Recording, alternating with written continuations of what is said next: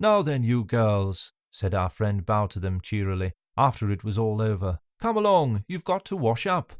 They didn't understand him at first. When they grasped the idea, they said they feared they did not know how to wash up. "Oh, I'll soon show you," he cried. "It's rare fun. You lie down on you lean over the bank, you know, and slouch the things about in the water." The elder sister said that she was afraid that they hadn't got on dresses suited to the work.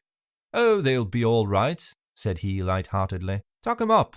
And he made them do it too.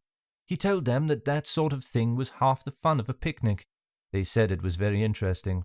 Now I come to think it over, was that young man as dense-headed as we thought? Or was he? No, impossible. There was such a simple childlike expression about him. Harris wanted to get out at Hampton Church to go and see Mrs. Thomas's tomb. "Who is Mrs. Thomas?" I asked. "How should I know?" replied Harris. "She's a lady that's got a funny tomb, and I want to see it."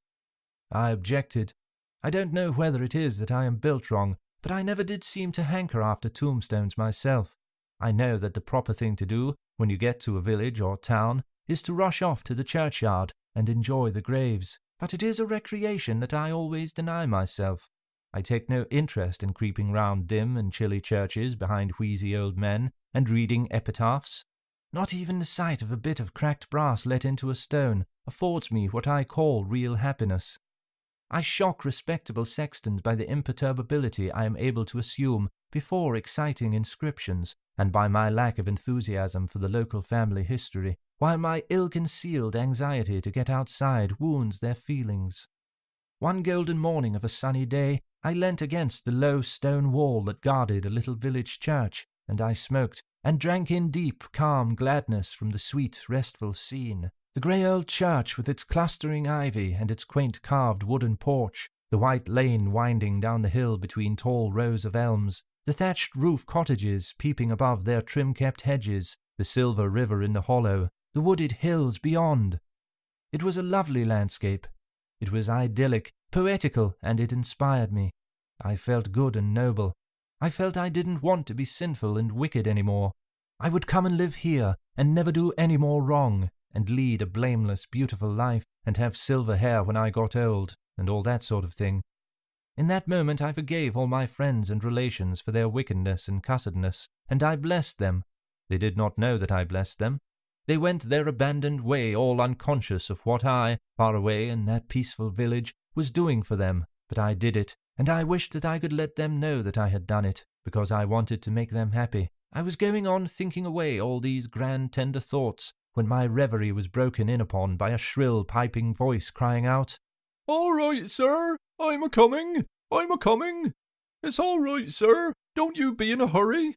I looked up, and saw an old, bald-headed man hobbling across the churchyard towards me, carrying a huge bunch of keys in his hand that shook and jingled at every step. I motioned him away with silent dignity, but he still advanced, screeching out the while, "I'm a-coming, sir, I'm a-coming. I'm a little lame. I ain't as spry as I used to be. This way, sir." "Go away, you miserable old man," I said. "I've come as soon as I could, sir," he replied. "My missus never see you till just this minute. You follow me, sir." "Go away," I repeated. "Leave me before I get over the wall and slay you." He seemed surprised. "Don't you want to see the tombs?" he said. "No," I answered. "I don't. I want to stop here, leaning up against this gritty old wall. Go away, and don't disturb me. I am chock full of beautiful and noble thoughts, and I want to stop like it, because it feels nice and good. Don't you come fooling about, making me mad, chivvying away all my better feelings with this silly tombstone nonsense of yours. Go away, and get somebody to bury you cheap, and I'll pay half the expense." He was bewildered for a moment. He rubbed his eyes, and looked hard at me. I seemed human enough on the outside. He couldn't make it out. He said, "You's a stranger in these parts. You don't live here." "No," I said, "I don't. You wouldn't, if I did." "Well then," he said, "you want to see the tombs, graves, folks been buried, you know, coffins." "You are an untruther," I replied, getting roused. "I do not want to see tombs, not your tombs. Why should I? We have graves of our own, our family has.